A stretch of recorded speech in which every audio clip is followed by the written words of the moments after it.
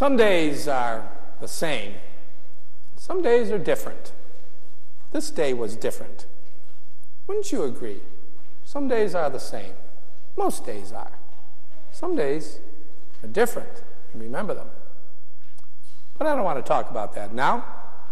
I want to talk about my recent trip to Hot Springs, Arkansas. Anybody been there besides me? Has anybody been to Hot Springs, Arkansas? Okay. So Deborah and I and Franklin Roosevelt have all been to Hot Springs, Arkansas. He used to go there often because Hot Springs, well, about 2,000 years before Jesus was born, the water that fell from the sky on the mountains around Hot Spring trickled down through. And in those mountains are layers of rock that are just slightly radioactive. And that heats up the water. And as the water seeps through, it gets hotter and hotter, and it comes out in springs at the bottom of a mountain at about 143 degrees, and quite filled with minerals of all kinds that it picks up from the rocks. And people used to go there and bathe in those hot springs. The native peoples that lived there went there often. And eventually, an industry grew up in which there were rows of what are known as bathhouses along the main street in town at the foot of the mountain. And they would capture the water coming out of the mountain, and they would run it into their buildings where they would have baths of all kinds. I went in through there and took a visit through. There were some things that looked like that would probably feel good, and some things that were a bit alarming. There was one place where there was a large stall like this that you would stand in naked, and over here was someone with what appeared to be high-powered hoses. And your job was to stand there and turn around while they hosed you down. And I asked the guide if you wore any protective equipment, but he said no, so I decided I wouldn't have one of those. There was another bath that they showed us. They were all bathtubs of all kinds and shapes. There was one that they showed us where you would sit in the bathtub, and then they would run a mild electric current through it, which I also decided I was not interested in. It has been my long-standing policy to keep electricity out of the bathtub, and they were putting it on purpose. They said, though, very clearly in the guide said no one was ever killed, which meant that they were thinking about that at the time. So this industry flourished for quite a while into the 1930s. And then things began to change, and people stopped coming. And today there is this whole row of houses, beautiful historic buildings, but only one of them still you can go to get a mineral bath. And this is the point in the sermon where I'm going to say something that's going to tick off a lot of you. Now, I've been here for almost 9 years. I have yet to say anything that makes anyone mad, but I'm going to do it today, I think.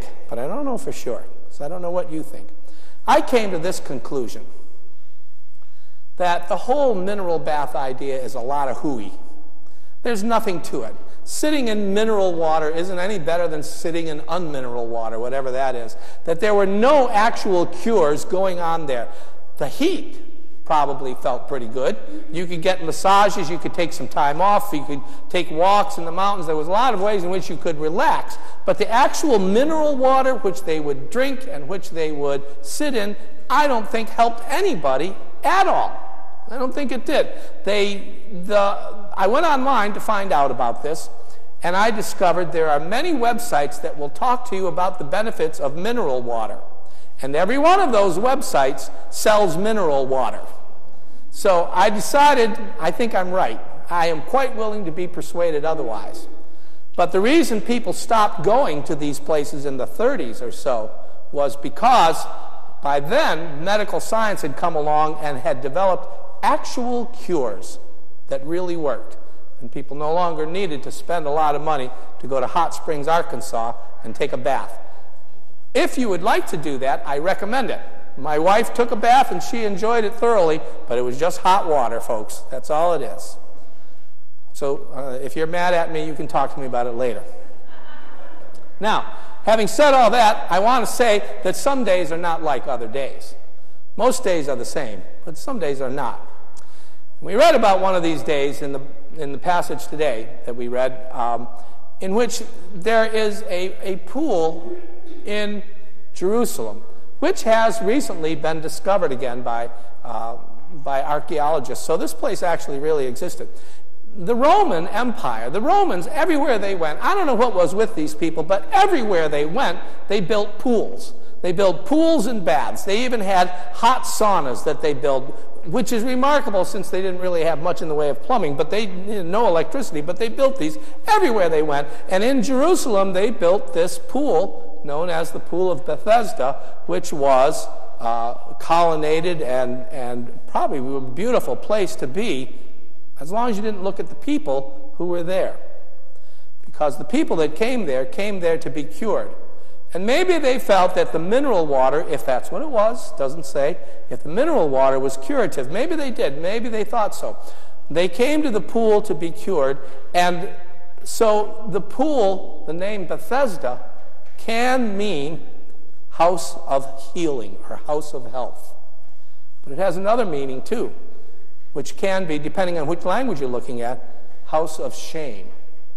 And the house of shame, because gathered around this beautiful pool were people who were sick and disabled and lame and paralyzed, all kinds of people with terrible illnesses, and they gathered around this pool, and people didn't want to go there. They felt that there was something shameful about these people and their illnesses, so they stayed away. So, of course, when Jesus comes to Jerusalem, where does he go? He goes right to the house of shame. He goes to the place where those people were. And there he met a man who had been lying by that pool without being healed for 38 years. That was, 38 years ago was 1981. Who of you remember what you were doing 38 years ago? I do. What were you doing, Becky? You got married in that year. Okay, good. Who else remembers what they were doing in 1981? Anyone? What were you doing, Ray? You were in Saudi Arabia. Wow. For the mineral baths there? Is that why you know? Oh, okay. Who else? I saw another. What were you doing, Deborah? Working at St. Joseph's Hospital in Marshfield, Wisconsin. Marshfield, Wisconsin. Okay. So think about that. Just think about that. If you had been sick that long and had gone to this pool to be healed and still had not been healed, how many of you would have stuck it out for 38 years? Okay, nobody. Me neither. I would have said after about 38 days, well, this isn't working, and I would have gone on somewhere else. This man was there for 38 days, and he said that he couldn't get healed because when he tried to get into the water, when it was stirred up, somebody else got ahead of him first. We don't know what that is in reference to. Some versions of the Bible written down, translated later, added a verse that said, now and then an angel would come down and stir up the water. When that happened, then people could get in and be healed. But that's not in the original text, apparently. So we don't know what it is about getting into the water first. Maybe there were actually some minerals that bubbled up in the pool from time to time, but not enough to heal a lot of people, so whoever gets in first. But how are you going to get in the water first if you can't move? If you're partially paralyzed? Jesus walks up to this man and asks him an astute question. He asks him this question: do you want to be healed? Do you want to be healed? Now, doesn't that seem like the answer was, well, what do you think I'm sitting here for? But isn't that really a wise question to ask people? Do you want to be healed? Because lots of people do not. People find that they have become so comfortable in their position in life, or find that the illness keeps them from having to move forward or make changes or whatever. Not everybody wants to be healed. And maybe this man's problem wasn't that he couldn't get into the water fast enough, but maybe he didn't want to be healed. And when Jesus asks him that question, he doesn't answer. He just says, well, I can't, because I can't get in the water fast enough. And then Jesus just looks at him and says, get up, pick up your mat, go home. And this man who had been paralyzed for 38 years gets up, picks up his mat, and goes home. And what do you think of that? Well, I don't know what you think of it. Here's what I want to say about this whole thing is people went to the pool for healing, but the healing wasn't in the water. It wasn't in the water. The healing was in Christ. When Jesus Christ comes to that place, healing comes to that place. And it changes from the house of shame to the house of healing, not because of the water, but because Jesus was there. This church is a pool. It is a pool of healing. But if Jesus is not here, we do not have the power to heal.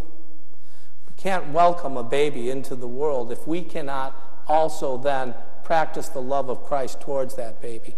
We cannot bring healing to this neighborhood around us if we are not willing to reach out and touch those people who are living, in many cases, shameful lives. We have to find ways to do that. We cannot bring people in here and heal each other if we don't care about each other. Isn't that right? Don't you agree with me? How about Will Breedenberg? Do you agree with me that we have to care about each other if we want to bring healing in this world? I thought you would, and that's why I asked you. Who else agrees with that? Yes. We cannot heal anyone without the power of the love of Christ among us. Without that living in us and through us, we don't have any more power to heal than those baths in Arkansas. Some days are like every other day, but some days we are touched by the love and grace of the living Christ. When that happens, then we are healed. Amen.